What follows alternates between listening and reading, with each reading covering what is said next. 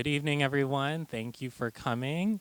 Welcome to the Downtown Revitalization Initiative for Pings Park, the local planning committee meeting number 1. This is May 9th, 2024, and we're live here at Kings Park High School.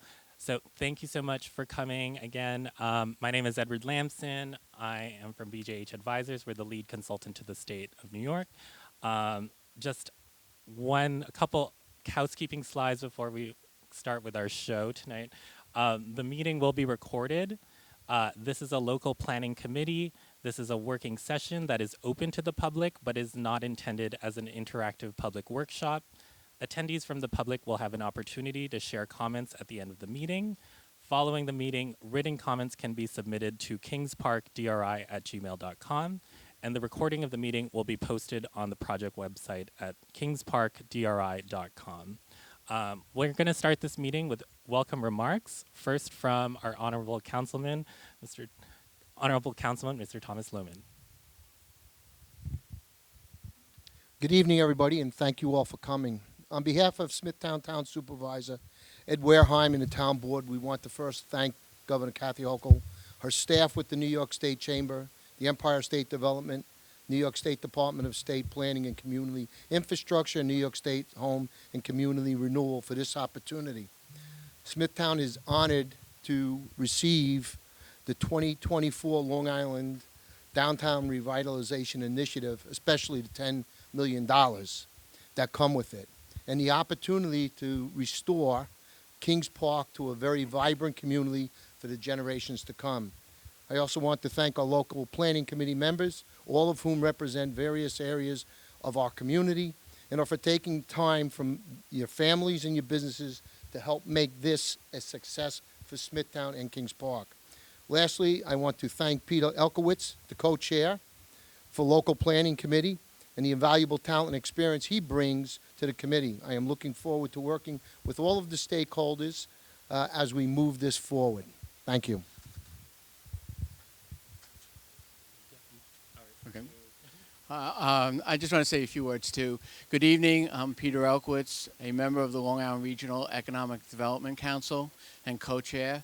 Thank you, Councilman. Look forward to working with you as well. On behalf of Governor Hochul and the Long Island Regional Economic Development Council, we welcome you to our first meeting of the Local Planning Committee, better known as LPC. We are pleased to be here to work with you on the Downtown Revitalization Initiative for Kings Park, as it provides an opportunity to transform the downtown and realize the community's vision.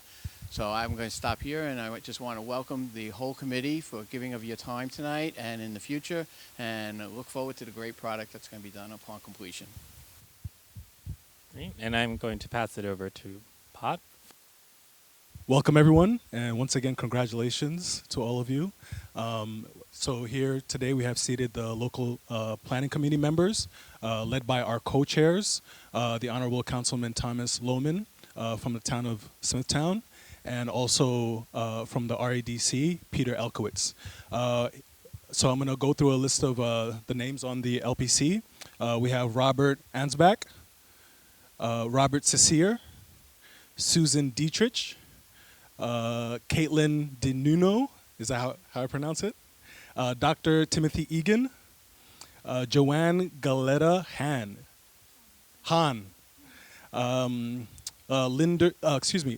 Linda Henniger. Next we have Joseph Johnson. Nice. Sean Lehman. Okay. Kristen Mateka. Lisa McDermott. Vincent Pickford. And last but not least, Anthony Tanzi. All right. Next slide. So we're going to start off just with a visioning activity. We're not going to go too deep into it. We're just going to highlight some questions that we want you all to consider for reflection. And we will return to this later on in today's meeting. Oh, you want me to? Go ahead. Yeah. So there should be a sheet in your package. with these questions. We did. You don't have to answer it right now. It is something we'll come back to if we have time today, and if we don't get to this, we'll get to it at the next meeting. But essentially, the reflection questions are for the committee, and these questions will also be asked to the public at our next workshop. But we ask from the committee, and we ask from the public at large, and we'll start here. Just to read off the questions, what are Kings Park's greatest strengths and assets today? What are your favorite parts of Kings Park? What makes Kings Park unique today? What needs improvement in Kings Park? What would you like to see improved in Kings Park? What are the highest priorities to address in the downtown? And complete the sentence, in 20 years, I hope Kings Park will be blank. We'll come back to this if we have time, but it's something that we're going to work on for the next meeting or so. All right. All right, thank you, Edward. So now we will review the code of conduct. Just by a show of hands, so from the members of the LPC, how many of you were able to either join the live training for the LPC or watch the video? Oh, great, wonderful. All right. So what is the DRI code of conduct? LPC members will receive and must sign the code of conduct from members of New York State Downtown Revitalization Initiative. The Code of Conduct provides guidelines, standards, and procedures for local planning committee members to follow throughout the planning process. Members of the DRI Local Planning Committee must always serve and act in the public interest, regardless of their affiliation with or relationship to any business, municipality, not-for-profit, agency, program, entity, or interest group. Oh, there you go. Thank you. So, what do we need to remember? So you want to remember this as DAD, D-A-D. Members should use the code of conduct to guide service and actions while on the local planning committee. So D stands for disclose conflicts of interest. A, act in the public interest. And the last D, disqualify as necessary. And we'll go a little bit deeper into that as we continue. And so, within the code of conduct, we would like LPC members to document conflicts of interest. So members must identify if they have potential conflicts at the first meeting, in which the matter giving rise to the conflict is discussed. So this is the first meeting. There aren't any projects that have been proposed yet, but there'll be an LPC meeting, maybe the third meeting or a fourth meeting, when projects are being proposed, and maybe some of you might propose some projects or have some affiliation with the individuals who are proposing those projects. That's when we will need you to disclose those conflicts. When a potential conflict is identified, LPC members must complete and submit a formal recusal form. LPC members may not vote or attempt to influence a discussion or vote on any projects where a potential conflict of interest exists. The LPC co-chairs will remind members of their obligation to recuse at each meeting of the committee. So, since today is our first meeting, there's a slide that will come where we'll pass things over to our co-chair, Peter Elkowitz, and he will read a preamble. But in subsequent LPC meetings, it's possibly going to be the first slide that we read off before we continue discussing projects or anything thereafter. A list of recusals together with the recusal form completed by each recused member will be maintained for each project for the duration of the DRI and New York Forward planning process. The recusal list will be updated at each meeting. Next slide, please. Voting on recommended projects. All LPC members will vote on a slate of projects to be recommended to the state for DRI New York Forward funding. So you'll often see DRI and New York Forward. DRI is what you guys have been awarded, is the $10 million. New York Forward is a smaller version of DRI. So we have also Mineola and also North Bellport who were awarded New York Forward. Voting will take place via an official LPC ballot to be submitted to the state. LPC members must recuse themselves from voting on individual projects where a conflict of interest exists. LPC members must follow the determinations made by the ethics officer in accordance with the Code of Conduct and other applicable laws. So we will present a slide with our ethics officer their email and their information. Next slide, please. And I will pass things over to our co-chair to read off the preamble. And the preamble will be read, like I mentioned, by a LPC co-chair at the beginning of every LPC meeting, reminding members of their obligation to act in the public interest and recuse if necessary. Thank you. Thank you for having agreed to be a member of the Kings Park Downtown Revitalization Initiative, well, DRI, as we just mentioned, and Local Planning Committee, LPC, or as we'll call it, committee.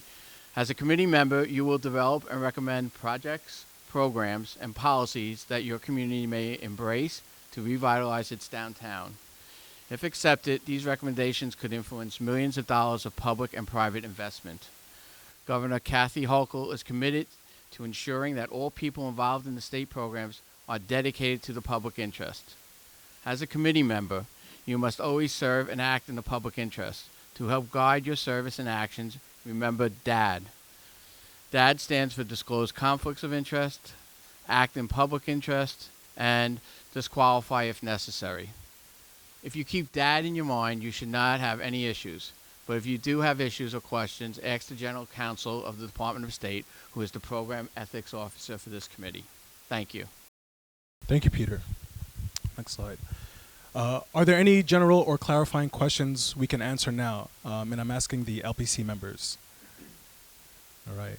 And so we have listed here our acting general counsel, David Gonzalez, and there is his phone number just in case you guys have any questions regarding state ethics. And so we're going to go into a program overview for the Downtown Revitalization Initiative. Roles and responsibilities. So we have our state team, and as a part of the state team, we have 3 sister agencies. That includes the New York State Department of State, the Empire State Development, and New York State Homes and Community Renewal. So for New York State DOS, you have myself. My name is Pop Cisse. I will be joined by my very talented colleague, Rachel. She's coming from upstate. She's coming from another meeting. She'll be here soon. And so our roles, we are the project managers. We oversee this process. We manage the consultants, and we essentially guide the LPC throughout this process, which will essentially take 7 to 8 months. And after the slate of projects, we'll go into what that means later on. Once the LPC decides on a slate of projects that they will present to the state, the slate of projects is essentially a menu that the LPC will vote on, and they will send it over to the state, and the state will make a selection of the projects that they will fund. All right. After those projects are funded, it is then for Rachel and I to implement those projects with the project sponsors. So they will potentially be projects coming from the town itself, public projects. Most likely it will be DOS who implements the public projects. For private sponsors of projects, it will be most likely Empire State Development. And here from Empire State Development, we have Brandon Gimpelman. Where you at, Brandon? There he goes. Nice to have you. Thank you for coming. And then also we will have representatives from New York State Homes and Community Renewal. So projects which involve mixed-use buildings, apartment complexes, anything that has to do with housing and homes, it will be managed by our colleague upstate. She's in Syracuse, Mary Bartholomew. Next slide, please. And also from the state, we will have the New York State Chamber, Talia Olaya. I don't think she's here today, but she will be joining us in many of our planning calls. Their job essentially is to provide guidance and support for the DRI and New York Forward planning process. They will also manage and assist consultant team, participation and review of DRI New York documents, New York Forward documents, and also engage other state agencies. We also have with us our consulting team, a very talented group of individuals. I assure you, you guys are in very, very good hands with BJH Advisors. We have Edward here, Edward Lamson, who's sitting to my left. We have Elaine Jikia. Where's Elaine? She's back there. And also Charlotte Moore behind us. And also BJH will also have some consultants who will help them throughout this process. Do you want to speak a little bit to the other consultants you'll be working with? Yeah, I mean, just generally what our role is. We lead all the public engagement. We lead the local planning committee throughout this process, and we assist folks both on the committee as well as the general public who are looking to propose projects with refining their applications that will go before this committee. So we basically act as an extension of the state. We are not random. We are basically we're the designated consultant to the state for the Long Island region on this project. So this has been I think three rounds now together that we've worked in Westbury, in Amityville, and Huntington Station, prior recipients of this grant that we've helped through the process. And we're here as a resource. We represent the state, but we're here as a resource to you folks, and here to walk you through the process throughout all this. We are joined by our sub-consultants, WSP, who is an urban design and transportation consultant and who's able to provide some assistance and to the town on their projects, as well as Trophy Point. All the projects have to be diligent in terms of costs, and so we have Trophy Point, who is working throughout the state on various DRIs and downtown revitalization initiatives and New York Forward processes, and they diligence the costs of all the projects that are submitted. So that's it. Thank you, Edward. Next slide. And so we have our local planning committee, led by our co-chairs. I think we've already introduced everyone. Their role would be to participate in LPC meetings, provide direction on planning efforts, provide feedback to the consultant team and the state, also review documents, and also assist with community engagement and outreach. Next slide. So in regards to LPC meeting dates, we would like to set a standing day and time for meetings. Is there a time and day that works best for the members of the LPC? Can we stick with 6 to 8 p.m. At the moment? Yes, that works. Good. All right. What day of the week is the best for you guys? Not Tuesday. Okay, that's fine. Anyone else? Is this like Thursday? Thursdays? Generally, okay. Thursdays work good? Thursday of every month I have a board meeting. Oh, okay. Is that the beginning of the month or at the end? Third Thursday. Oh, the third. Third Thursday. Third Thursday. Okay. Okay, so let's avoid third Thursday. But then, well, one of the first orders of, the agenda is really to set these dates. Some of these will change throughout the process, and just the nature of this. It is a fast-moving process, but we do have to move dates, and we do have to set dates. So what we have here is kind of based on, and we'll get into the nitty-gritty of the program itself. But this is generally the cadence of what kinds of meetings we have to hold. And the most imminent ones are a community workshop. It might appear a little different in your slides, so I would refer to the screen, sorry. Community meeting 1, which is roughly the week of May 27th or June 3rd. So if it's on the Thursday, it's either May 30 or June 6th. So could we break out our calendars individually? Does 30 or 6 work? And this is the first community workshop. This would be open to the general public, and we'd want, to get folks to come out to this from the general public, and the lead-in time. Ideally, I think June 6th, but does either one work? June 6th is better. Does that work? This is for the general public, so like LPC members are obliged to come but not required. This is more for the public at large. Okay, LPC 2, which is the next local planning committee meeting, which would be ideally the week of June 10 or June 17. So it is switched in your package, but on the screen it's correct. So if it's on the Thursday, it would be June 13 or June 20. No, it's the Thursday, so 13 or 20. Yeah. not the 20th, so 13th mostly. 13 is okay. And I should also say it's almost impossible to attend every single meeting. We will have recaps with everyone who misses meetings. I will call you. You can call me. You don't call Pop. He's busy. But you can call me. And if you miss a meeting, we'll get you sorted. So it's almost.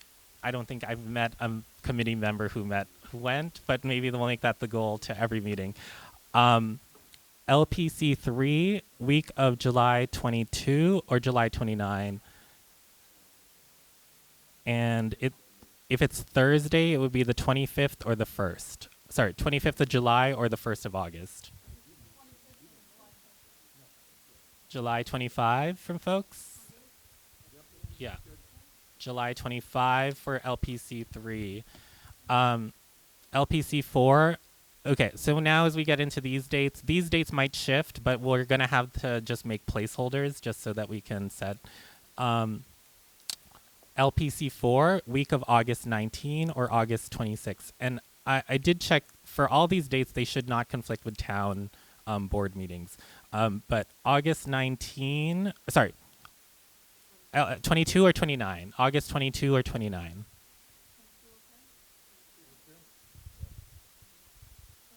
22. And then community meeting 2, which is the most important workshop. It, unfortunately, due to the cadence, it's either September 5 or 12, but 5 is the day after Labor Day. So I was thinking 12 might be better, but if it's 5, 12, yeah. I figured 12.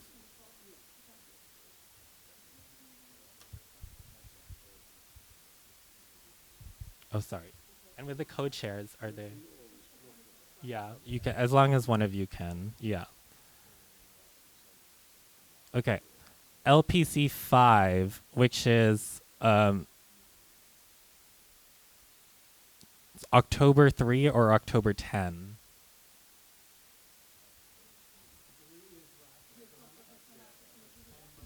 Ten is better. October 10? Yeah. Okay. Okay. Community meeting 3. This is not required under the new DRI guidelines, but we still hold a date.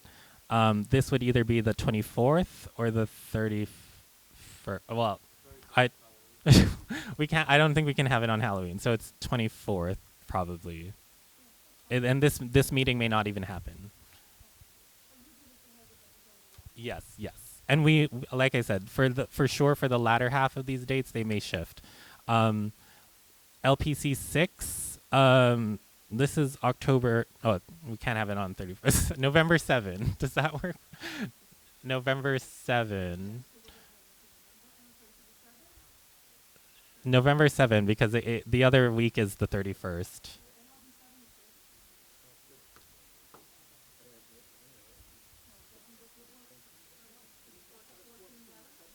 No, which November 7th? It's the 10th, 10/24, and then November 7th. The 14 can work, but I mean that one it's okay if we push it back. I'll recap this. So so let's start at the beginning. It's community meeting 1, June 6th. Does that, as long as we have like quorum and the co-chairs between the two of them have at least one have to attend. So LPC 2, which is June 13. LPC 3, July 25. LPC 4 would be August 22nd. Community meeting 2, September 12. LPC, huh? No, September. September 12. Yeah, community 2. Yeah, September 12. LPC 5 would be October 10. Community 3, if needed, October 24. This is not that one, co-chairs don't necessarily have to go to the community meetings or LPC. It's recommended though, and this meeting may not happen. LPC 6, 7 or 14. Yeah, 14. That's, I think, should be okay.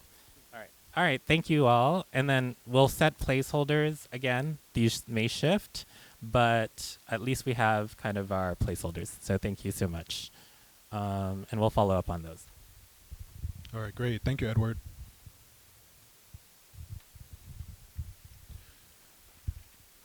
So next, we would like to review the program goals and the timeline that we'll be working with. So what is the DRI and New York Forward? There are two complementary programs with common goals. The programs recognize the... Sure, no problem. One order of business is also, we actually have to decide an ideal venue for community meetings. Community meetings are meant to, they're not quite like working group meetings. We have the library slated for the next LPC meetings, but for the community workshops, they are more like science fair or table workshops, similar to prior planning practices that you've had.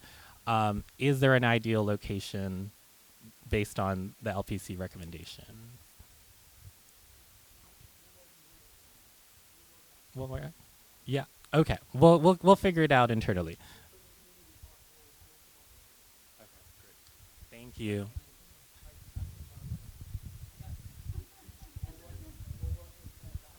Great, thank you, Supervisor. Great. All right, so we'll continue with program goals and timeline. As I mentioned, the DRI and New York Forward are two complementary programs with common goals. The programs recognize the unique qualities and sizes of various communities throughout the state.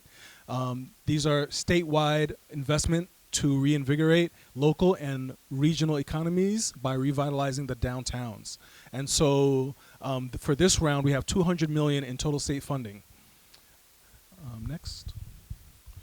The DRI program goals are to create an active downtown with a strong sense of place, also to attract new businesses that create a robust mix of shopping, entertainment, and service options for residents and visitors, and that provide job opportunities for a variety of skills and salaries.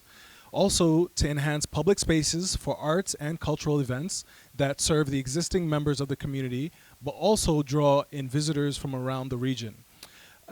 We also would like to build a diverse population with residents and workers supported by complementary diverse housing and employment opportunities.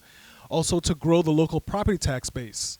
We also would like to provide amenities that support and enhance downtown living and quality of life. And last but not least, to reduce greenhouse gas emissions and support investments that are more resilient to future climate change impacts.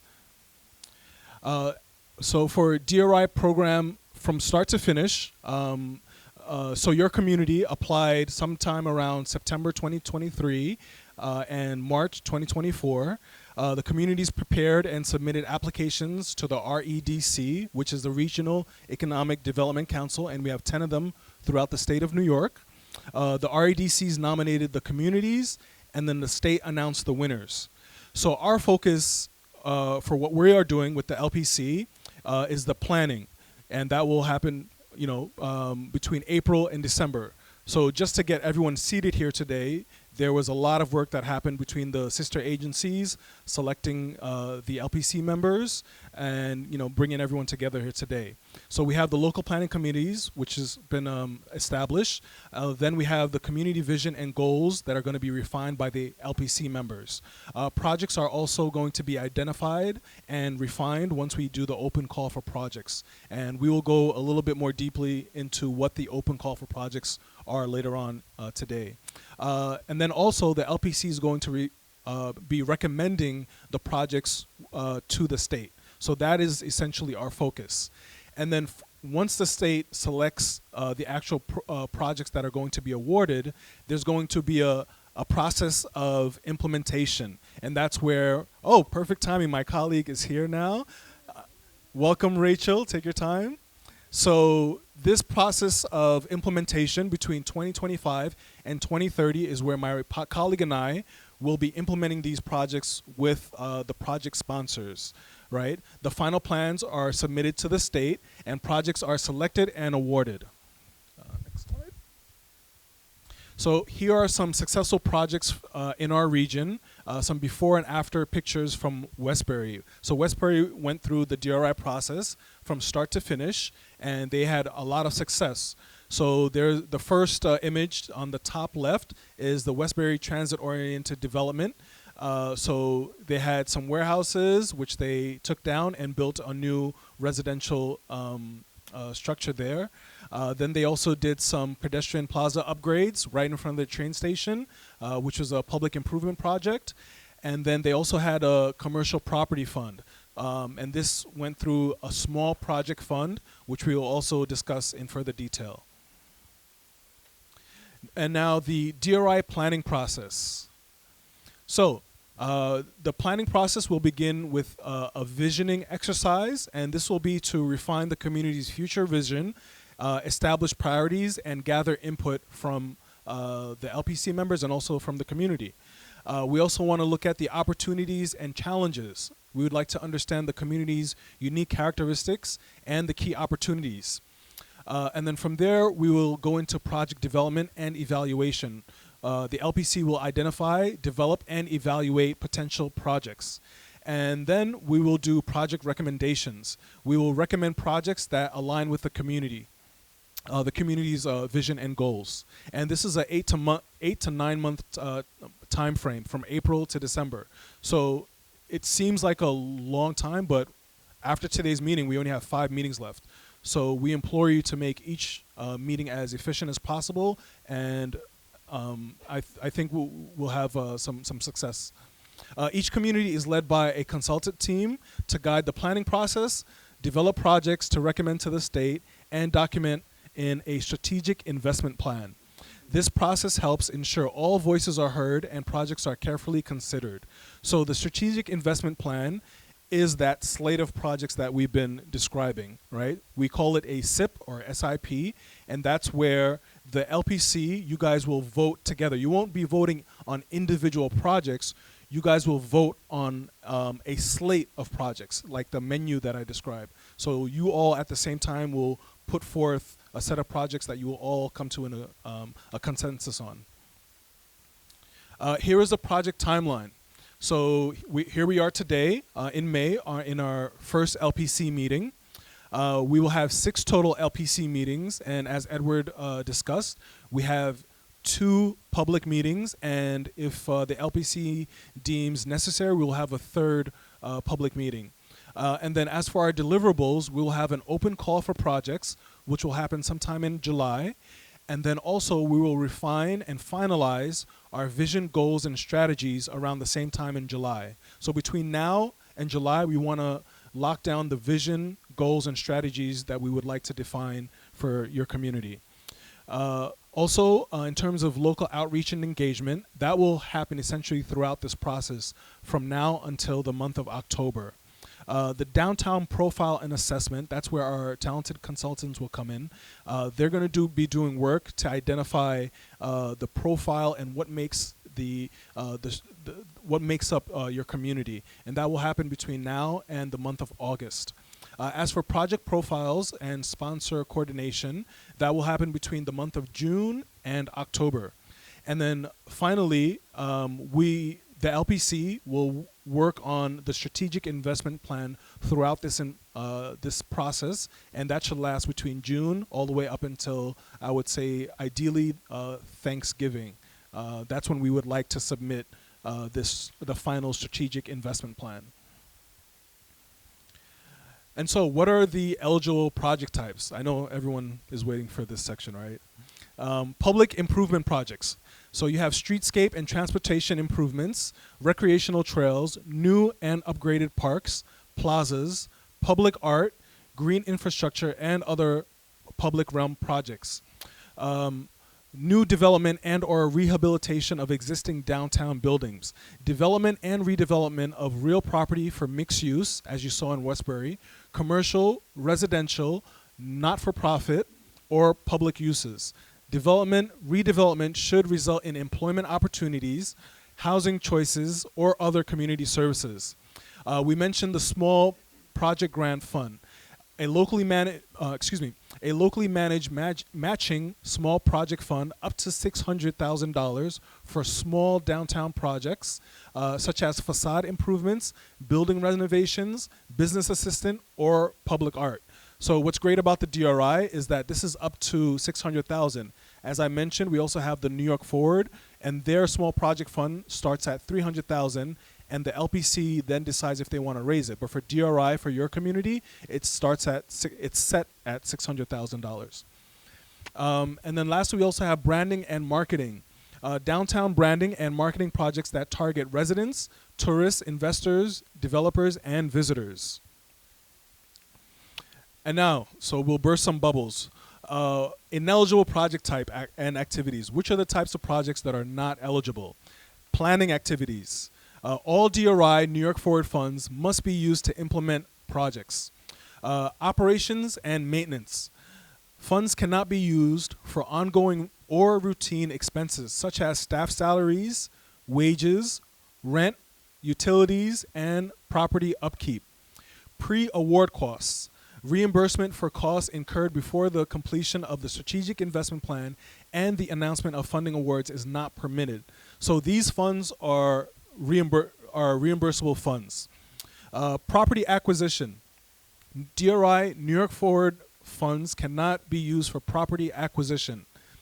Training and other program expenses. DRI New York Forward funds cannot be used to cover continuous costs such as training costs and expenses related to existing programs. Expenses related to existing programs. DRI New York Forward funds cannot supplement existing programs or replace existing resources. Is that clear for our LPC? Good. So project requirements, timing, breaking ground within 2 years or sooner of receiving DRI funding. We want these projects ready to go. Matching and leveraging. For projects with a private sponsor, there is a minimum match requirement of 25% of the total project cost. There is no minimum match requirement for public or not-for-profit projects.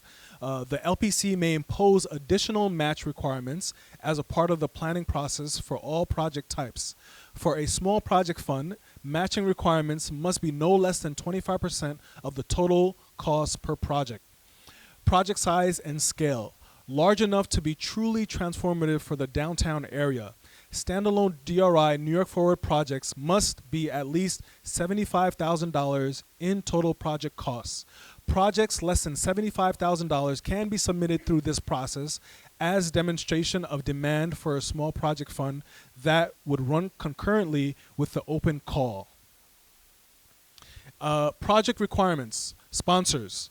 Sponsors must have an identified project sponsor. Sponsors must be public, not-for-profit, or private entities with the capacity and legal authority to undertake the proposed project. Financing. Having financing commitments largely secured or be able to demonstrate a clear path to securing sufficient financing. This financing, combined with DRI New York Forward funding, should enable the sponsor to undertake the project expeditiously. Site control. The project sponsor must have site control or be in the process of acquiring site control. If the project sponsor is leasing or renting the proposed project site, the property owner must agree to the proposed project in writing. Reimbursement. Reimbursement will be made available on a So the funds will be made available on a reimbursement basis only after expenses are incurred, or in some cases after a project has been successfully completed in its entirety. And that usually depends on the agency. But for the most part, the funds are based on reimbursement. Decarbonization. This happens throughout the process. This is something that we work with the project sponsors.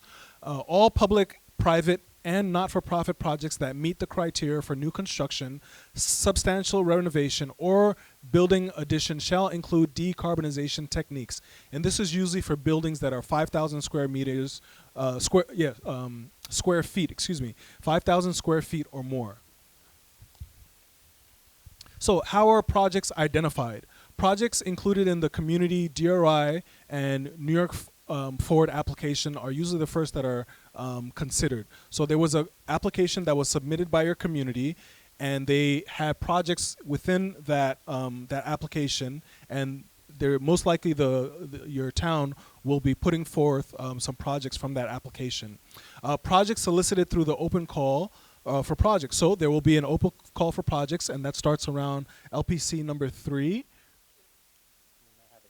We might have it sooner. So, so starting from LPC number 2, there will be an open call for projects where we'll start to receive some of those projects. The LPC will evaluate all projects based on the DRI program criteria and community goals. Not all solicited projects will be included in the final strategic investment plan. So the open call for projects, what is it? The open call for projects provides an opportunity for community members, property owners, and business owners to submit projects for consideration. Submission period will be open to the public for at least 4 weeks. Applicants must complete a submission form with required information available online or in hard copy at accessible locations, which we will provide. We are looking for projects that are ready to be implemented in the near term, are transformational, and are feasible. So how are projects evaluated? They will be evaluated based on the alignment with local and state goals. Projects must advance the goals established by the LPC and the state for the DRI New York Forward community. We want it to have a catalytic effect. Projects must have a significant positive impact on the revitalization of the downtown of this community. Project readiness. Projects should be well developed and ready to proceed as soon as possible upon the award funding. Eligible projects. Projects must be one of the eligible project types that we mentioned earlier on. Cost effectiveness. Projects must represent an effective and efficient use of public resources. And also co-benefits. Projects must result in the benefits to the community beyond just the project developer, such as additional economic activity and improved quality of life.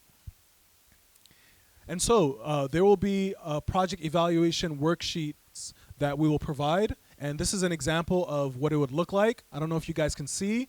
So the first table is community support. And the project will be evaluated by these standards. So community support, project readiness. Does the project have a catalytic effect? Are there any co-benefits? And is the project cost, is there cost effectiveness in relation to the project? What is the end goal of the planning process? We would like to have consensus on recommended list of projects for implementation. Submission of a strategic investment plan to the state containing recommended list of projects, and also momentum and direction for downtown revitalization. So the final slate of recommended projects. These projects take into consideration feedback from the public and is finalized by the LPC. The total amount of requested DRI funds will have a higher dollar amount than what will be awarded. So your community has been awarded $10 million. So we don't want the LPC to put forth a slate of just $10 million. We want the slate to be between $16 and $18 million. Is that correct, Edward? Oh, excuse me. 10 million. 9.7 total. So the total, yes, the total that was awarded was 10 million, but the actual amount is 9.7 because 300,000 goes to the consultants, right? So the projects, the slate of projects, we want it to be more than $10 million, right? So you want to put forth a significant amount of projects so that when the state does select those projects, you're not leaving any money on the table. Is that clear for our LPC? Thank you. So I always have to clarify this. So that number is set by the state. It is the same in every region, and it has been the same since Westbury, which was 6 years ago. So believe me that the number has not changed, and we're not in this. We're here because we're passionate about communities. We're passionate about Long Island, and we want to do the best for it. So I will say just the 9.7 is the actual number. The target range in terms of the projects, you have to propose something a little bit more than that. Or sorry, let's go with the funding request received. Typically, you want something in the range of 16 to 20. And then in terms of what you propose as a final slate, that gets down to 12 to 15 at the most. So it is like hopefully we get a lot of projects that are proposed based from the town as well as from, the public at large. We'll work together to get out those projects, to get the word out, to refine the projects so that they are, ready and, meet the state criteria. But also, it's the local planning committee's job to kind of put forward this slate, not project by project, but, a slate and package of projects that I think meet the state criteria and that meet the criteria of like the local, that the local planning committee will set. Okay. All right. Okay. No, well said. Thank you, Edward. So yeah, so the reasoning for that is so that once that slate of projects is presented to the state, that your community is not leaving any money on the table depending on what projects are selected. Next. So what happens after the planning process ends? The state agencies will evaluate the recommended projects, and then the funding announcements will be made by the state of New York, and then the contracts will be executed between the state agencies and the project sponsors. So depending on the type of project, it will either go to the Department of State, Empire State Development, or Homes and Renewal. And then finally, the project implementation and reporting will begin. Announcements are typically made in the months following submission of the SIPs, the Strategic Investment Plans. Projects begin implementation as soon as possible. All awards are provided as a reimbursement grant. Project sponsors must complete work before monies are provided. Sponsors will likely need to secure bridge funding to cover costs while the project is being completed. So we've had different communities where project sponsors have needed additional financing, and the DOS and our sister agencies were able to provide different sources of funding. Just recently in Riverhead, I was able to provide some different funding sources to a project sponsor from there. All awards are subject to state requirements, including MWBE goals and competitive procurement, etc. Next slide. Yes. So, from our LPC, do you guys have any questions at the moment? No questions? Oh, great. So, Rachel, do you want to take this part? Yeah, absolutely. Good evening, everybody. Oh, is this on? Yes, it is. Hi, good evening, everybody. My name is Rachel Bruce. I'm a revitalization specialist with the Department of State. My apologies for being a little late this morning, but thank you so much to everybody for agreeing to serve on this board. The LPC really is the cornerstone of the Downtown Revitalization Initiative, so we're very grateful that you're all here, and we look forward to working with you. So we're just going to go over a little bit more about your role and what you can expect over the next few months. So what is the Local Planning Committee? The Local Planning Committee, or LPC for short, is a group of diverse community stakeholders and regional stakeholders as well, nominating by the municipality and others, and ultimately confirmed by the state of New York. As members of the LPC, you will all act as ambassadors of the DRI program to your community and your respective sub-communities within Kings Park. I know that you all wear a lot of different hats in reviewing the different contributions that you've made to the community. We can see that from the Chamber of Commerce to the PTA to just being a homeowner, which is certainly no small feat. You'll be led by our co-chairs, Councilman Lohman and Peter Elkowitz, usually an elected official or a decision maker representing the municipality in question, and a member of the local REDC. And your job is really to ensure that the community vision is met and that the public interest is served. As members of the LPC, you are here to raise questions, raise concerns, give your 2 cents, make sure that that the SIP is reflecting Kings Park's vision and strictly Kings Park's vision. Next slide, please. So, as mentioned before, your responsibilities. Ultimately, you'll be identifying the best ways to communicate with and engage the community, recommending key groups of stakeholders that the state of New York and this body should be meeting with to get better insight on in terms of how we create this SIP, providing guidance and direction on documents. This can be project documents. This can be how we're seeking to reach out to the community, helping to identify potential projects for funding, and offering input and assistance with project evaluation and selection. I regret to inform you there will be a little bit of homework with this commitment, but it's all in good time. Next slide, please. So generally what you should expect are monthly meetings that should last anywhere between an hour and a half to 2 hours. We try to be respectful of everybody's time. Regular emails from state representatives, Pop and myself, as well as our consultants, Edward and his team, with meeting materials. So these are things like the proposed projects, different public outreach materials, and so on. You'll provide assistance and participation with public engagement sessions, which we will go over in a little bit, and you'll provide input on documents prepared by our consultants as well. Next slide, please.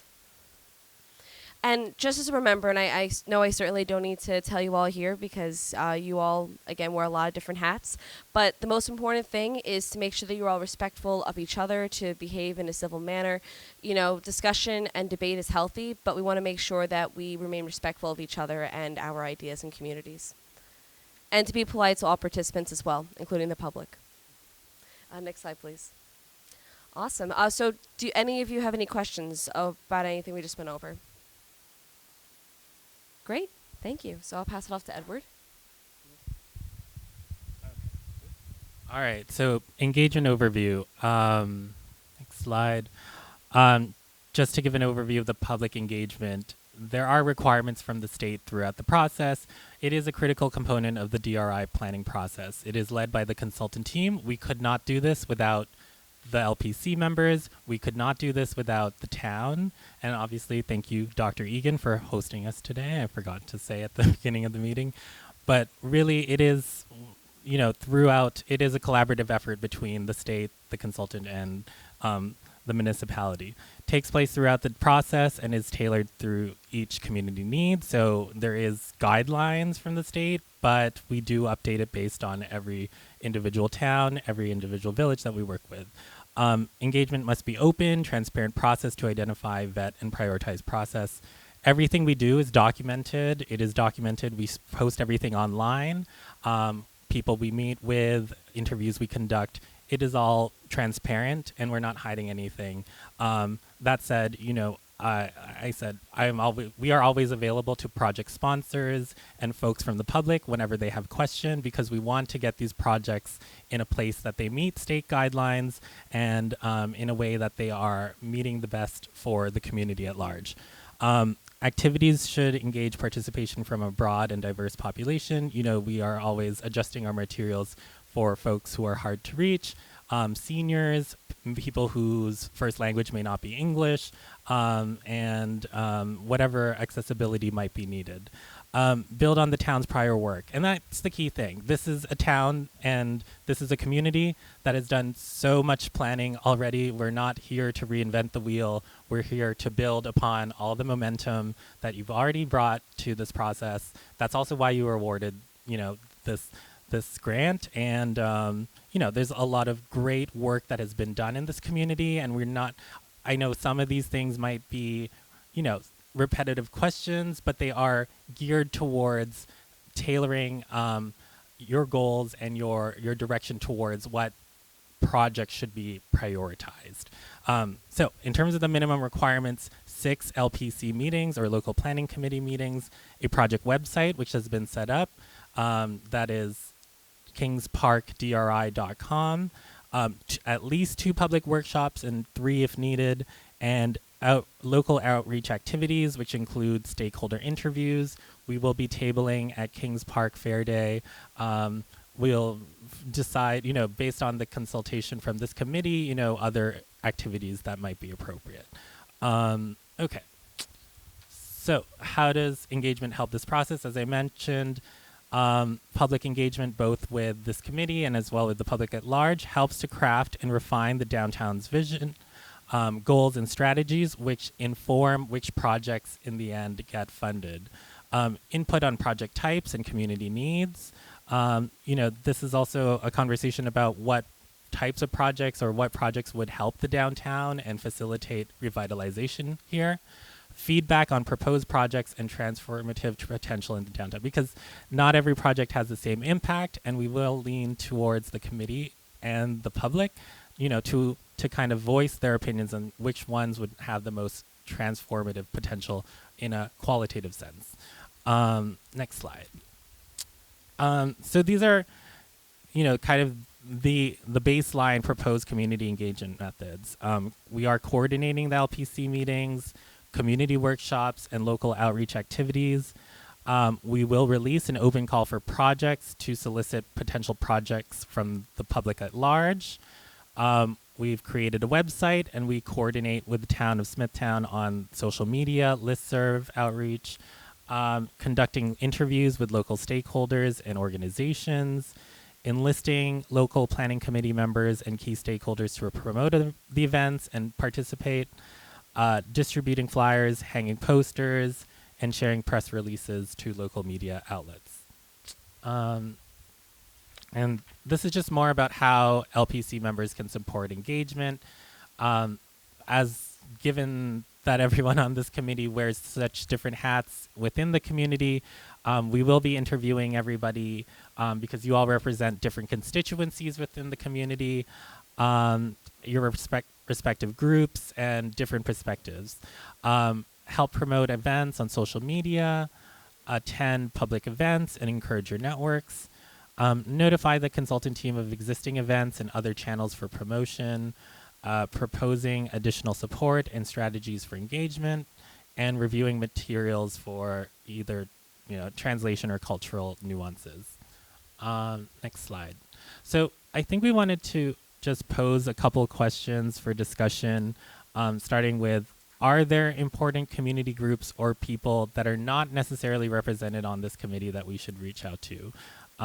What groups should we try to reach out to hear important perspectives?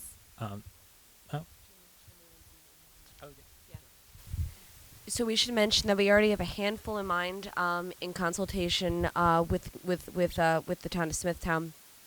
We're thinking, first responders, senior citizens and retirees, those who are living on fixed incomes, young people, young homeowners, but we would like to hear any additional stakeholder groups that you all would recommend. Everybody here is I think everybody here is from somewhere so far. Think about it, yeah. Is the Fort Solana Civic Association? Do we have a rep from the Fort Solana Civic? Is it remote? Okay. We do not, but that's certainly someone that's certainly a group that we can engage. Perhaps we can speak afterwards and find a good contact. Thank you very much. Is there anybody else or any large community of neurodiverse group homes, individuals that are aging out of the system? I would include them. We work with EDI and a number of other organizations. Okay, that's great. Thank you very much. Students, absolutely. So, young people, so high school or college or both? Both? Okay. That would be great. I think it's timely enough since we're sitting in a school right now.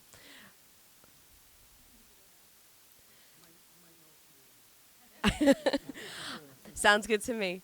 Awesome. Does anybody else have any ideas or? Yeah, and certainly we could discuss this offline as well in case anything is to come to you throughout this meeting or even afterwards. So, great. Thank you. Yeah. Okay. And I know a lot of folks on the committee have been involved in planning, past plans, recent plans. This question is to the committee at large. What has worked in the past with community engagement here? Do you have any advice on, well, we'll talk about meeting locations, but just generally, I think what works well, what has been some, best practices just working in Kings Park? And yeah, we just want to learn from you, I guess, is what we want to hear from you. So one of the things that we had done early on was engage all of the community groups and leverage the fact that each community group has a substantial email network as well as a social It's all right, you're good. It's long. one of the things we had done early on was in our initial steps that we had taken to try and come up with the community vision was utilize the fact that we do have numerous groups in the town of Kings Park that have huge email lists. So and I think a lot of those groups are represented on this LPC. And one of the successful things that we did was we were able to get information out through our email lists and our social networks, as well as solicit information from those. So it's a pretty successful recipe that we found, at least in Kings Park, for getting the word out and getting information back.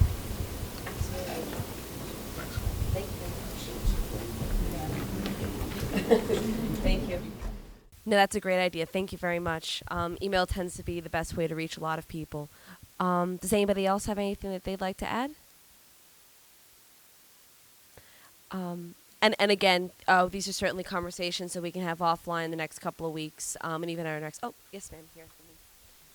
Oh, thank you so much. Got it. Did you say the community portion would be workshop style? Because that we've done that before in the initial downtown revitalization program, where it was workshop style, where people could walk around and give ideas. We have another wireless one, I'll grab it. Maybe halfway. Thank you. Yes, absolutely. So the public workshop is an essential part of the LPC process. We have between 2 and 3. As we mentioned before, 2 are planned, but we could certainly add a third. The first one will be taking place probably in the next couple weeks in an immersive engagement type exercise where we try to meet with different groups and potentially set something up that's more physical, and then a more traditional sort of public outreach, almost like a planning shred, if anyone is familiar, where we have boards up around the room. Will take place probably sometime in September when we have our projects. They've been a little bit more refined, and then we can really get very useful community feedback.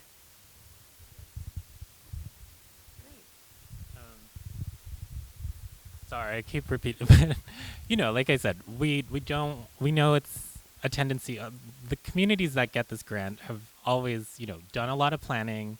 And so we are really sensitive to that, and we don't want to get people to feel like, oh, we've already done this before, because we know you have a master plan. We know that there's been a lot of great work, and we really want to pay homage to that. But there is kind of like these state guidelines that, require us to revisit, not reinvent, but we are revisiting a lot of this stuff just to make sure that, a lot of the hard work that was done in the past is reflected in this strategic plan. So, and that's going to inform all these investments and how we decide which investments are going to be prioritized.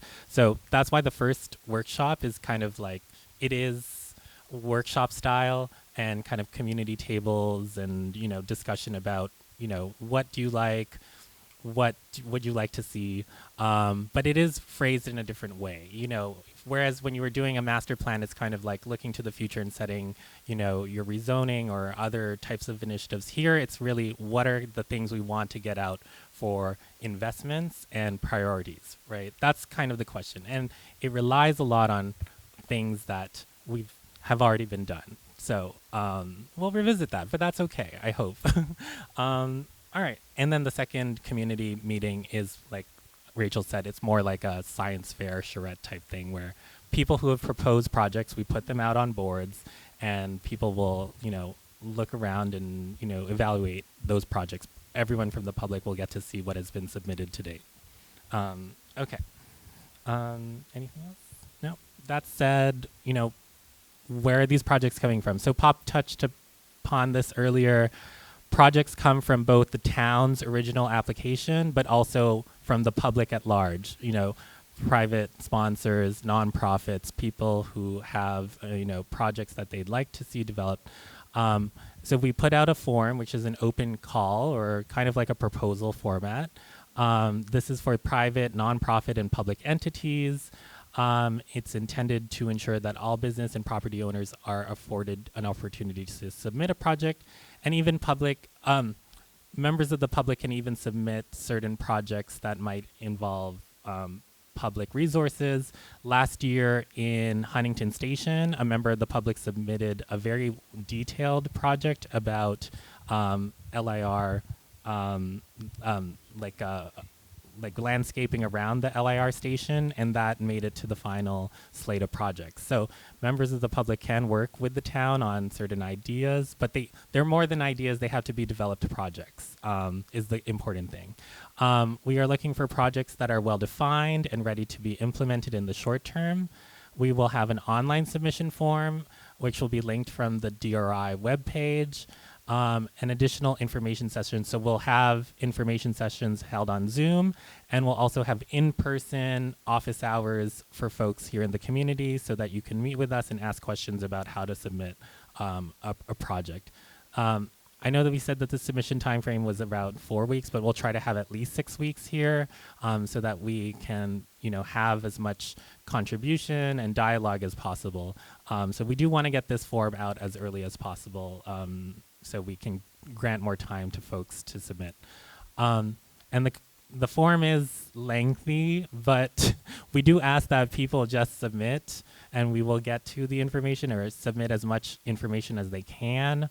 But this is all the information, sponsorship information, contact information, where is the project, existing conditions description, who owns title, ownership, funding estimate is really key, breakdown of costs, capacity to implement, this is, the track record of the person submitting or the entity submitting, project readiness and the time frame, so what is the project timeline, and supplementary information. For projects, I think 500,000 or more, there is a required pro forma, for development projects. But, we are here as a resource. We will have info sessions. We will put out information about, compliance with and submitting. So we are here as a resource to folks and to members of the committee throughout this process. Okay. And going into a discussion of the DRI, this is just to recap what was submitted by the town in the original DRI application. It is just meant to give an overview. It is in your package for folks on the committee. We have a copy of the town's original application. But this is just, some of the highlights. Some of the highlights from the application, or in terms of strengths, were that it is a close-knit business and residential community. There's abundant civic and community spaces within Kings Park. Obviously, you have LIR accessibility and access to over 1,800 acres of parks and several hiking and biking trails, access to Smithtown Bay and Nissaquag River, as well as Sunken Meadow State Park. So just an abundance of natural resources surrounding the community. And these are just a list of assets and points of interest. In terms of initiatives and investments, we mentioned, a great deal of planning has been done within the community. Nissaquag River State Park completed their master plan recently. There was a downtown market analysis and action plan that was completed by Larissa Ortiz. Kings Park Downtown Revitalization Master Plan, which is in its final stages of the EIS process. And what will come with that are proposed zoning ordinance and code amendments eventually. There has been significant recent public investments, including I think a combined total of more than $70 million in recent years to advance community vision, sewer expansion that will convey wastewater to county sewage treatment plant, the Flynn Memorial Ballpark Complex, the renovation which was completed in 2021 to expand capacity and usage, DEC Division of Marine Resources headquarters in a new 25,000 square foot building just outside Nissaquag State Park. The Pulaski Road Municipal Parking, 23 new spaces and EV charging completed in 2020. The renovation of the Smithtown Library Kings Park branch, $3 million renovation, increasing the usable space by 11,500 square feet. And Kings Park streetscape and pedestrian improvements. This is a project with DOT in Suffolk County that will improve pedestrian safety and walkability. There have been also a number of private investments: Hudson Place Apartments, construction of 36-unit complex on Indian Head Road, which is half a mile from the downtown. A new daycare facility that is being constructed at Indian Head and Old Northport. It's a 10,000 square foot daycare facility at the northwest corner of Indian Head and Old Northport Road. It's just about a mile outside of the downtown. And Kings Park Solar Project, 27 acres of privately owned land that was once used as a landfill and is now being used to create energy for 1,000 homes in the community. I know you are all familiar with these projects, but it is meant to recap and, to celebrate all the great work that has been done in this community. And these are the initial projects from the town's application. So these were when communities submit an application, they have to come up with a slate of projects that are from the public or the municipality. They are not guaranteed by any means. They are, initial projects so the town will submit projects, but also the public will submit projects. And it's up to this committee to decide which ones, in the end get funded. So just because the town is proposing these does not mean that they are guaranteed, because you make these decisions and you will decide which ones end up in the slate eventually. But in terms of what the town proposed in its initial slate,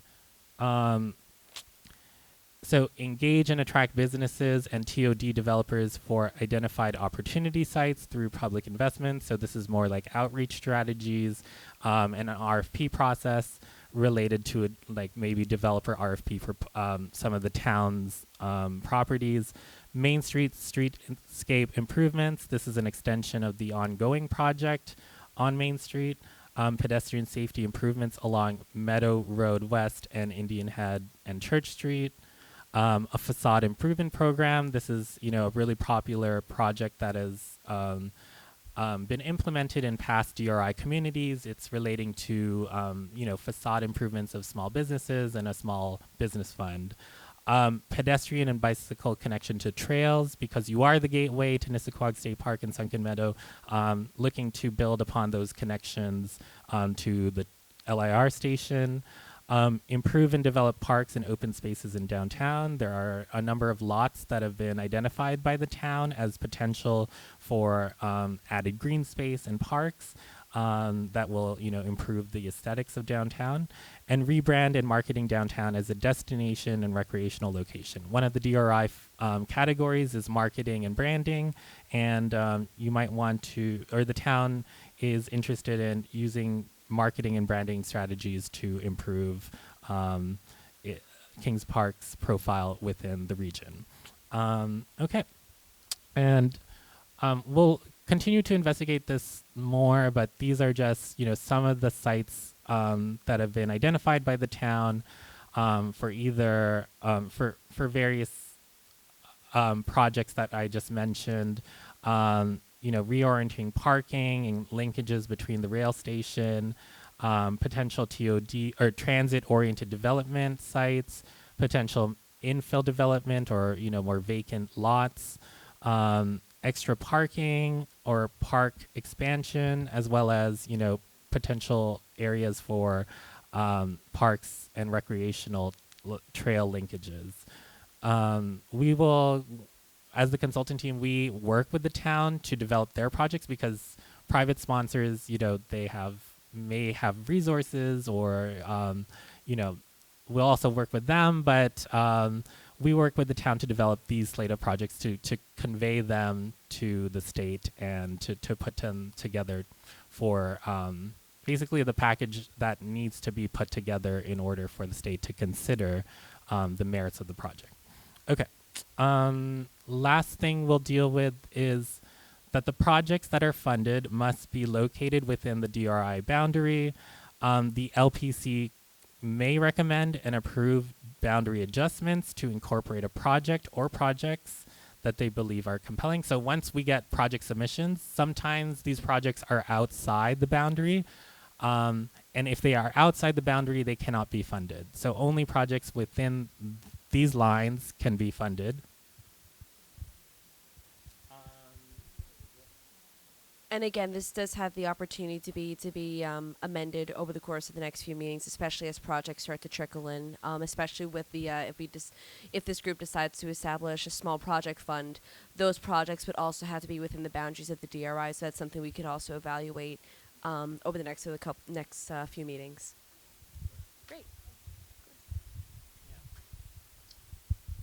So when these projects come in, then we will have more of a more full discussion. But for now, it's just like general ideas, and we'll continue the discussion. We'll send this map around, so I know it's hard to see even on the screen, but don't worry, we'll have time to discuss in detail. And the next one, so as part of every application and every DRI process, we have to arrive at a community vision statement. Again, you might have there is a vision statement in the master plan. There's a vision statement in prior plans. This is a vision statement to guide, future investments in the downtown. So it's a little different, but what we have is what was originally submitted with some edits, to kind of reflect the recent planning efforts. But it should describe the desired future conditions and quality of life that future generations will have in the community. It's part of the initial DRI application, and communities provide a brief vision statement for revitalization, and the LPC will review this vision statement and make modifications if desired. For now, I'll just read it, and we'll come back to it over this meeting and the next meeting, but it should, it kind of answers three things. Where are we now? What will we do? And where do we want to be? So where are we now? Kings Park is a vibrant and close-knit community with an active LIR station at its center and close proximity to regional innovation and employment centers. It is the gateway to some of Long Island's most pristine recreational amenities, including waterways, greenbelt trails, and Sunken Meadow and Nissaquag River State Parks. What will we do? Building off momentum off our sewer expansions and Route 25A streetscape improvements, Kings Park will continue to attract public and private investment that enhances the downtown's unique charm and character, creates a vibrant and walkable business district, and introduces diverse and mixed-use development that meets local needs. Where do we want to be? These investments will help rebrand, revitalize, and market downtown Kings Park as a regional recreational destination. Kings Park will become a more pedestrian-friendly environment and a place where residents, commuters, and visitors will want to shop, dine, and explore the nearby scenic and natural areas. Okay. And then draft community goals. Goals are established to help achieve the town's vision for downtown revitalization. Goals should be detailed, attainable, and action-oriented with measurable strategies that will guide the implementation of the DRI vision. Potential funded projects will be organized around the town's DRI goals. And these are initial from both the application and prior plans. Goal 1, improve and attract new and existing commercial activities in Kings Park's downtown. Promote connectivity and traffic safety, reduce congestion, and support a pedestrian and bicycle-friendly environment. Goal 3, enhance the appearance of King Park's downtown while preserving its character. And Goal 4, allow for residential development to meet the needs of the Kings Park community. So we'll continue to get feedback from you, but we just wanted to introduce those to you at this stage. So I think because we have time, we will do the visioning session, and Charlotte can lead us through kind of what we're asking. Oh, Charlotte, you're over here. Okay, so as we touched on at the beginning of the meeting, you should have this sheet. It looks like this and says strengths and assets in big font at the top. What? Oh, yes, I'm also Charlotte Moore. I work with Edward as part of the consultant team. Oh, thank you. Can we go to the next slide? So we're going to kind of walk through this worksheet. You're welcome to fill it out as you go, and we'll collect it at the end, but we also kind of want to have a discussion among the group. So we're just going to walk through some of the questions, beginning with what are Kings Park's greatest strengths and assets today. So we want to understand, at the kind of beginning of the visioning statement that Edward just read, who are we now? What are the good parts? What are the things that we really value? So to begin with, what are some of your favorite parts of Kings Park, and what makes Kings Park unique? And this is open for discussion. Personally, I think one of our biggest assets, other than our parks and open space, is the fact that we have an unbelievable transportation system, that we have our Long Island Railroad, Sunken Meadow Parkway, and Indian Head Road and Pulaski Road that all land right in the downtown. That's great. Okay. Hi, I'm Lisa McDermott. I was just thinking in regard to Kings Park, our tight-knit sense of community. We are here generationally. I'm here 3 generations. And our pride for our history, our pride for our community, I think that's going to be allowing us to really move forward on many great opportunities here. Thank you. One of the things I jotted down real quick was that when I transplanted here 28 years ago, I always felt that Kings Park had potential. There's, in so much around us, there's open space, blank slate for us to maybe move forward on some things that'll make this a better place for future generations. Tony touched on our natural beauty and our parks, and I think that's our biggest asset. I mean, we are Kings Park, and we have parkland, and it's beautiful. I'm going to have to say ditto on that. I wrote open land and nature, so. The history of Kings Park, starting with St. John's, starting with the Smiths. We're Revolutionary War heroes here. There's a lot that if you could just see, if you come to the museum, you'll see all the military that we've had here, the way that people came from all over the place to be part of the hospital, which is the park now. A lot of great history that we can bring forward besides everything that Tony said and everyone else said here. I agree with everything else, and I would just add a true Main Street. There aren't too many communities around that have a true Main Street that goes right through downtown. I just feel like it's a tight-knit community where the children are buying the parents' house, and there's so many generations that just keep repeating here. It's a wonderful town. I said potential, Main Street, walkable downtown. These are all great ideas, and I'm sure we all have the basic, same ideas. As Dr. Egan said, I've said it a million times, the fact that it's such a small town feel, you don't get in the other towns around Kings Park. And you want a place to drive through and stop, not just keep driving. That's important. I'll have to add to that by also being a third-generation Kings Parker. Lived here my whole life. It's the parks, the waterways. Kings Park Bluff there's untapped potential. All fantastic ideas. Thank you. Yeah. So can we go to the next slide, please? And we'll advance to the next question on your sheet, which is, what needs improvement in Kings Park? What are things that you would like to see improved? You've touched on a lot of really great assets. What are the things that, could use some tweaking, some improvement to really build on those assets and get us to an even better place? And we'll do kind of the same thing where we can jot down some ideas and then share out. We would definitely have to start with Main Street itself. Just improvements, upgrades, making it a destination place instead of people kind of driving through Kings Park, stopping, eating, shopping, and representing the local youth organization, improving our parks and ball fields. I mean, I think that's a great start, and the downtown area, just making it a place that businesses want to come to. You see a lot of empty shops, and we need to turn that around.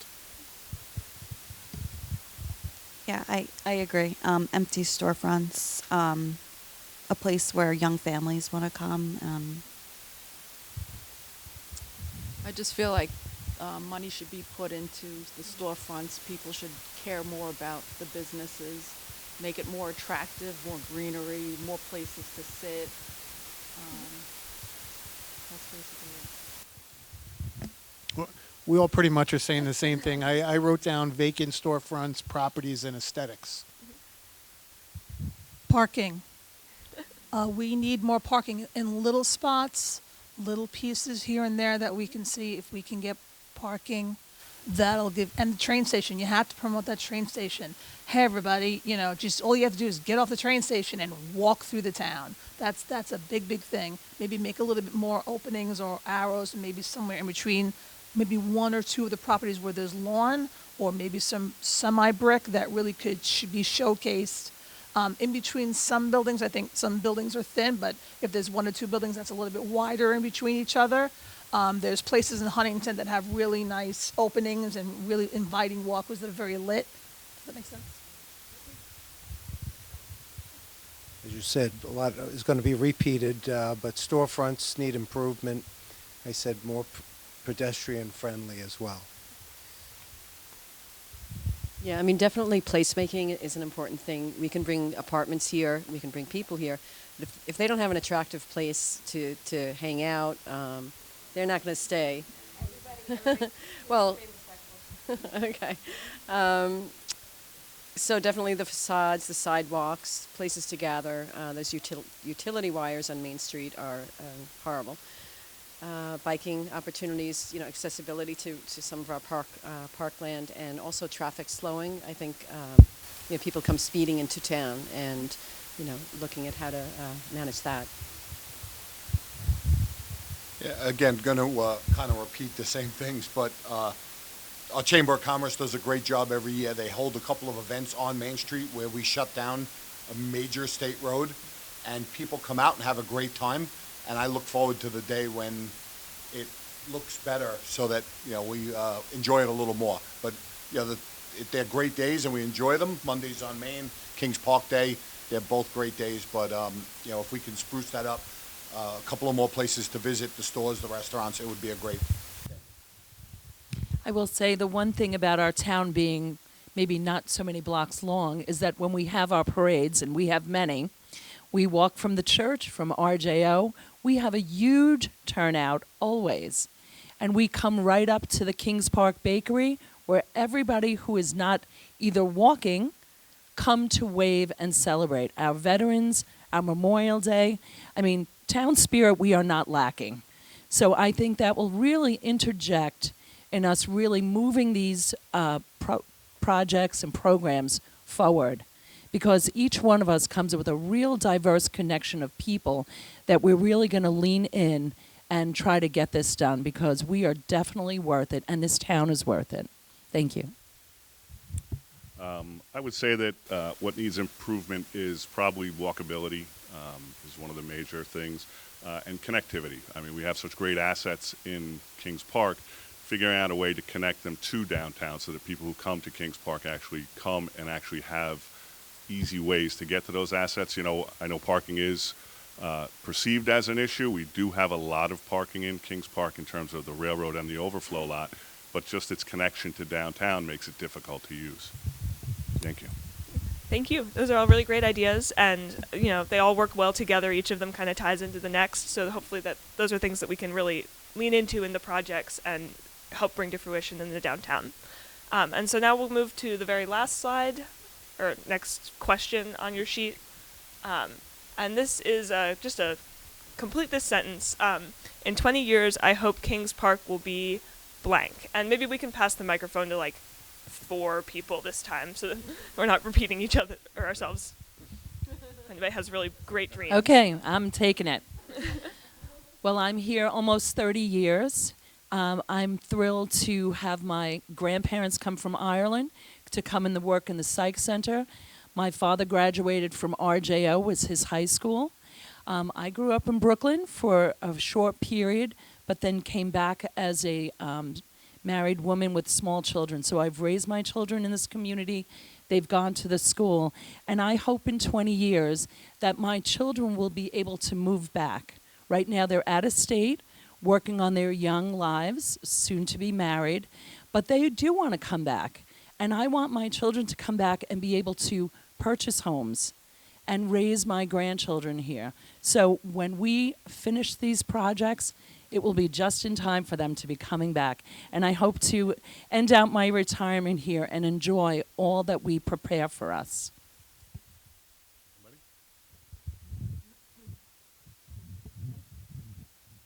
Just to continue for Kings Park to always remain a safe area where the kids can go out and ride their bicycles, not be concerned about anything. There's always people in the backyards having barbecues, or in the streets. Like I said, when the Chamber of Commerce always has great concerts every year and Mondays on Main, things like that. It should always be a place where the children can come out and feel that they'll always be safe, always. As I always say, Kings Park, a great place to live, work, and raise a family.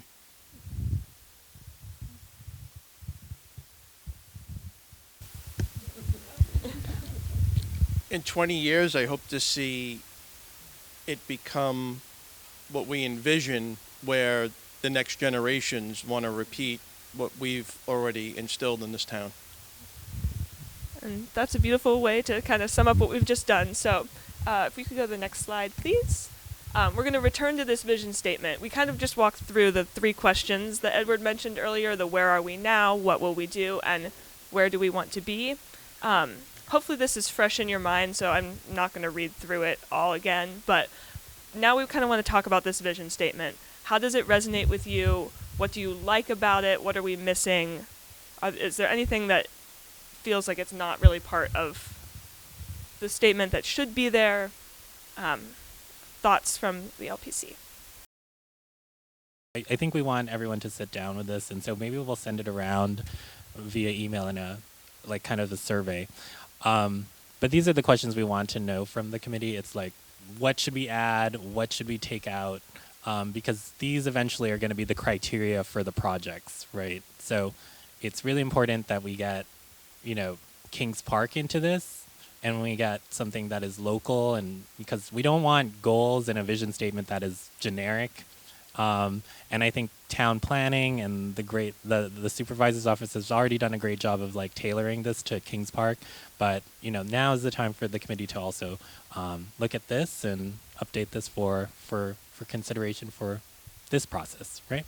So okay, we do ask that everybody review the DRI guidance document. We'll send that around again. Review the community DRI application, which is in your package. For everyone to review, sign, and return the code of conduct form. You can return it either online or next time we see each other at the community meeting, but I think as soon as possible is best. We will start to reach out to LPC members and stakeholders. So do expect an email from us to schedule a first interview. We will continue to draft parts of the strategic investment plan that need to be included, including the downtown profile and assessment. There will be a call for projects released, and we'll work with the town and everyone's various networks to make sure that the form is released to the public at large.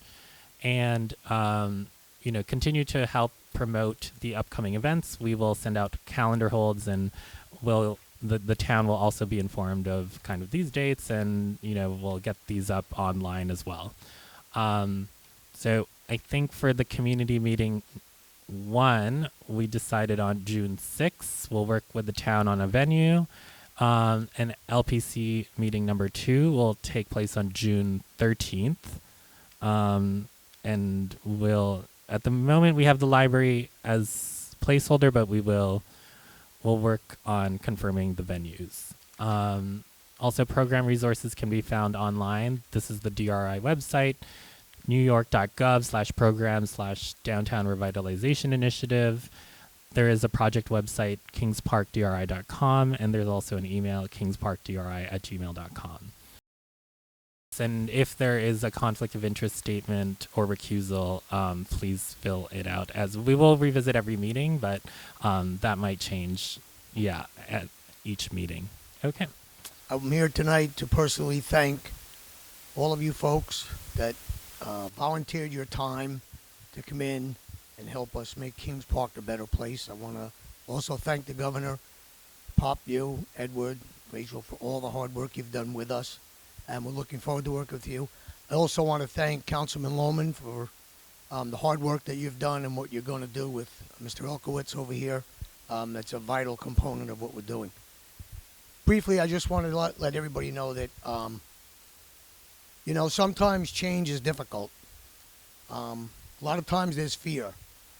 We've embarked on a vision for the entire town of Smithtown, and this is just one part of it. We did something similar, but in a little bit of a smaller scale, 2 years ago in the hamlet of St. James on Lake Avenue. Very similar, but smaller. It was about a $15 million project. The difference was here, the sewer installation is being done by the county. On Lake Avenue in St. James, we took that project on ourselves because that's a town road. And I would encourage anyone who's fearful of change and thinking that what we're doing here is going to be ruining the hamlet of Kings Park. It's the furthest thing from the truth. Talk to residents in St. James. That project is complete. Talk about what we did. Talk about community input, how we dealt with the residents. And I think to a person, you will find that they are very, very pleased with what happened. And I believe we're going to have the same results here in Kings Park. As many of the folks on this dais up here said, I am also a third-generation resident of the Kings Park community. I've lived here all my life. I was the first graduating class from this very high school. Talk about that a lot with Dr. Egan. But we're here to do what's right for the Kings Park community. And you heard some wonderful ideas up here. And my job as a town supervisor and our planning staff, who also I applaud, has done an excellent job. Our Environment Waterways, Allison, thank you very much for all the hard work you've done.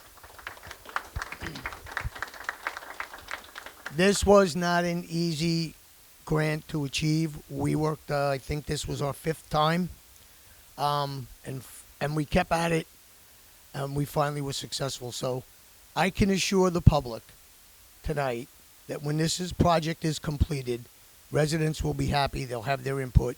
It'll be a wonderful, small, downtown, revitalized community. And again, I've watched it all my life here. Change is not easy. When I was a child, I used to ride my bike from Main Street, Kings Park, into Jericho Turnpike in Comac. There was nothing there but potato fields on both sides. Now there are residential communities. There are some businesses. So it'll be done correctly. That's our commitment. And I know at the end of the day, working with the state, this project's going to come to fruition and people are going to be very pleased with it. Thank you very much. Hi, my name's Bill Plisian. I'm a longtime resident. I have a couple of quick questions, multifaceted. Keep talking about the vote. Who gets to vote? What's a winning vote? What's a conflict of interest vote? How do we make sure that I can't vote for me, so I'll vote for you, you vote for me to get projects through? Collusion voting, that's one of the things in reference to conflict of interest. The biggest thing is, it's not we're afraid of change. I think the biggest goal from all of us here in 20 years, we don't want Kings Park to look like Queens. You know, people keep bringing up more housing, more housing, more housing. I'm pretty sure you're going to tell us the schools are almost at maximum saturation. Then we'd have to expand our schools, our taxes, and you keep talking like Kathy Hochul laid the golden egg. It is our taxpayer money. We're paying for this. It's not free money. So we need it managed correctly if you're going to spend it. And we only have 2 other public meetings, which very little input. So the public meetings are pretty much a dog and pony show. It sounds like everything's being done anyway. So the reality of it is respect this community and the people who are paying for it. The master plan of Smithtown is, we don't vote for anything anymore. We just do it. And if you want an example, it's the rail yard. Nobody wanted the rail yard forever, and it's going in. Wasn't up for a vote, wasn't up for an opinion anymore. It's just going in. So we don't want, as a citizen, longtime citizen, not to just run amok to do what you want so that you benefit financially now and generational with our money and ruin our town in the process. We all talked about open space and everything like that is of what we like about this town. So overdevelopment is not going to help that, and it's not going to help our district. Lynn Trupiano O'Keefe. I'm here 56 years, 57 years. Okay. Anyway, this is so silly, but when they did the sidewalks with the brick, and it looked beautiful, just a suggestion moving on, if we're going to do, beautification, it takes a lot of maintenance, and I notice weeds, and it looks I know this sounds silly with everything that's going on, but it's something that I noticed, and the bricks, they raise up with any trees, like they need to do something that's more manageable for the town to take care of. And I'm sorry, I hope I'm not wasting time, but it's just something that really bothers us when we're walking and you notice the weeds, and it's a lot of maintenance. And so something less difficult to take care of. Thank you. Hi, I'm Ann Carlin. I just want to second what what the supervisor said about the town of St. James. My business was in St. James, and unfortunately I had to close it. But I know from people the many friends I've met in St. James, that town is so much better after what had happened in it. It brought the town together, the businesses have improved, and that's my hope for Kings Park, because I saw what happened in St. James, and I can't agree with you more. Afternoon, evening. My name is Tim Micah. I've been in Kings Park about 25 years. I would just say that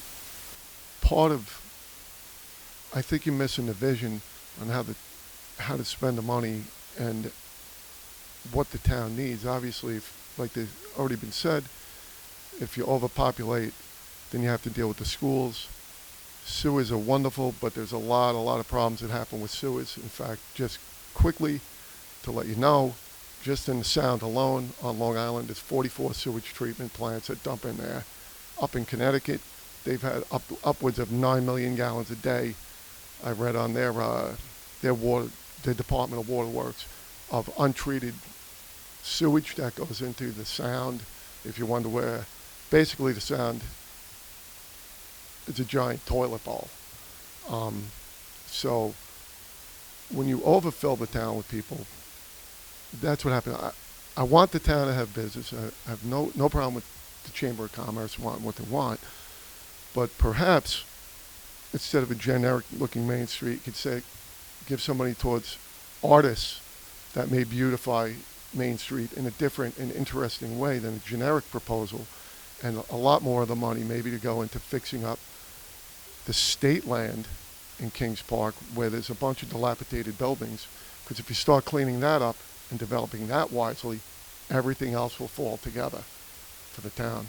Instead of just trying to do this, I know you spent a lot of time and effort on it, and I have to look into it more, but I just feel that there's a better way to go about it than just cramming people in, basically.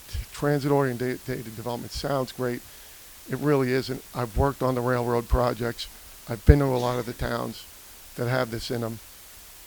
And it's just overpopulation, overcrowding. As far as the DOT come in, that's the exact last people I'd ever want to see in the town coming here, because then you have bicycle lanes on Main Street or whatever, or shortened spaces, and cameras all over the place. You know what? Beautify the Kings Park Psychiatric Center, and everybody will walk the long 40-foot trip from the train to Main Street, Kings Park, to eat and get everything else you want here. Thank you. Just a quick point. So we briefly went over the recusal process and the voting process, and we just wanted to just briefly go over that just again quickly. So at the conclusion of this process, over the next several months between now and the fall, this group will review the projects that are submitted.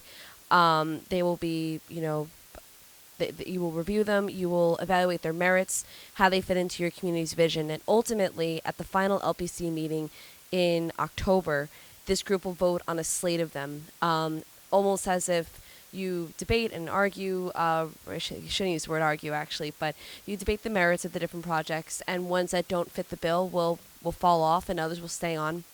And ultimately, you as members of the LPC, will not vote to approve one or this or that of the projects.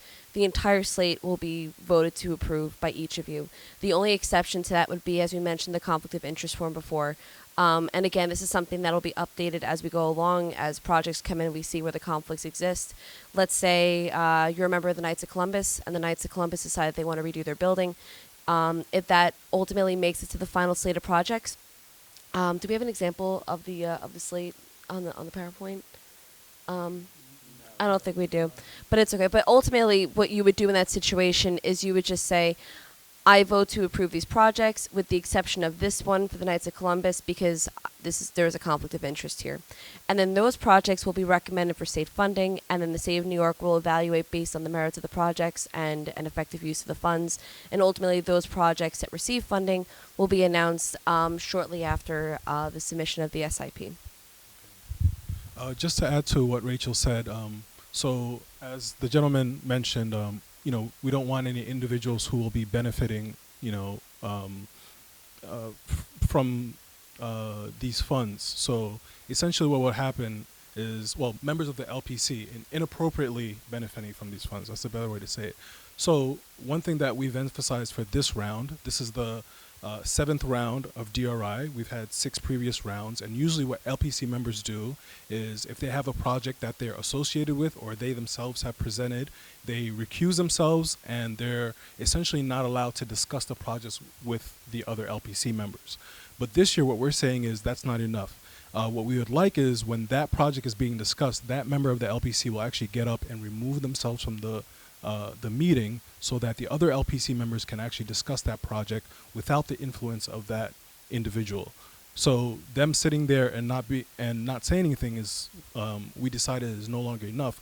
We actually, if it's possible for them to remove themselves from that from the room. So if we have future meetings in this room, that LPC member will actually get up, remove themselves, and the LPC members will continue to may have that discussion if that's clear to everyone. Of course. No, thank you, ma'am.